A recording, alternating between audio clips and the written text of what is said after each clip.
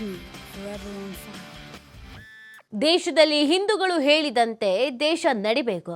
ದೇಶದಲ್ಲಿ ಇನ್ಮುಂದೆ ಇದೆಲ್ಲ ನಡೆಯಲ್ಲ. ನಾಗಮಂಗಲ ಗಲಭೆ ವಿಚಾರಕ್ಕೆ ಶಾಸಕ ಯತ್ನಾಳ್ ವಾಗ್ದಾಳಿಯನ್ನ ಮಾಡಿದ್ದಾರೆ. ಬಾಂಗ್ಲಾದಂತೆ ಹಿಂದೂಗಳ ಹಬ್ಬದ ಮೇಲೆ ಮುಸ್ಲಿಮರು ಗೂಂಡಾಗಿರಿ ಮಾಡಿದ್ದಾರೆ. ಕಾಂಗ್ರೆಸ್ ಸರ್ಕಾರವಿದ್ದಲ್ಲಿ ಗೂಂಡಾಗಿರಿ ನಡೀತಾ ಇದೆ. ಮುಸ್ಲಿಮರ ತುಷ್ಟೀಕರಣದಿಂದ ಹಿಂದೂಗಳ ರಕ್ಷಿಸ್ತಾ ಇಲ್ಲ. ಮಸೀದಿ ಮುಂದೆ ಹಾಡಬಾರ್ದು, ಬಾರಿಸಬಾರ್ದು ಅಂದ್ರೆ ಆಗಲ್ಲ.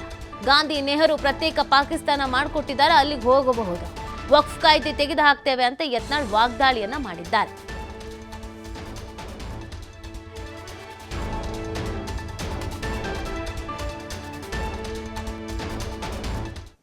ಪರಿಸರ ಮಾಲಿನ್ಯ ಸಲುವಾಗಿ ಮಣ್ಣಿನ ಗಣಪತಿಗಳು ಮುಂದಿನ ದಿವಸದಲ್ಲಿ ಏನು ದೇಶದಲ್ಲಿ ಇವತ್ತು ಒಂದು ಬಾಂಗ್ಲಾ ರೀತಿಯಲ್ಲಿ ಹಿಂದೂಗಳ ಹಬ್ಬಗಳ ಮೇಲೆ ಇವತ್ತೇನು ಮುಸ್ಲಿಮರ ದೌರ್ಜನ್ಯ ದಬ್ಬಾಳಿಕೆ ಗುಂಡಾಗಿರಿಯನ್ನು ಕಾಂಗ್ರೆಸ್ ಸರ್ಕಾರ ಎಲ್ಲೆಲ್ಲದಾವೆ ಮತ್ತು BJP ಸರ್ಕಾರ ಇರಲಾರ್ದಂಥ ರಾಜ್ಯಗಳಲ್ಲಿ ಇವತ್ತು ಹಿಂದೂಗಳ ರಕ್ಷಣೆ ಮಾಡುವಂಥದ್ದು ಇವತ್ತು ಆ ಸರ್ಕಾರಗಳು ಮಾಡ್ತಾ ಇಲ್ಲ ತುಷ್ಟೀಕರಣದಿಂದ.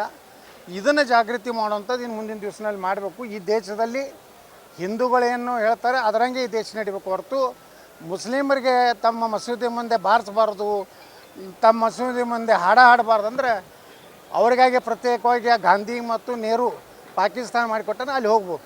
ಅದು ಈ ದೇಶನಾಗ ಇನ್ನು ಮ್ಯಾಗ ಇಂಥದ್ದು ನಡೀದಿಲ್ಲ. ವಕಫ್ ಕಾನೂನನ್ನು ನಾವು ತೆಗೆದು ಹಾಕ್ತೀವಿ.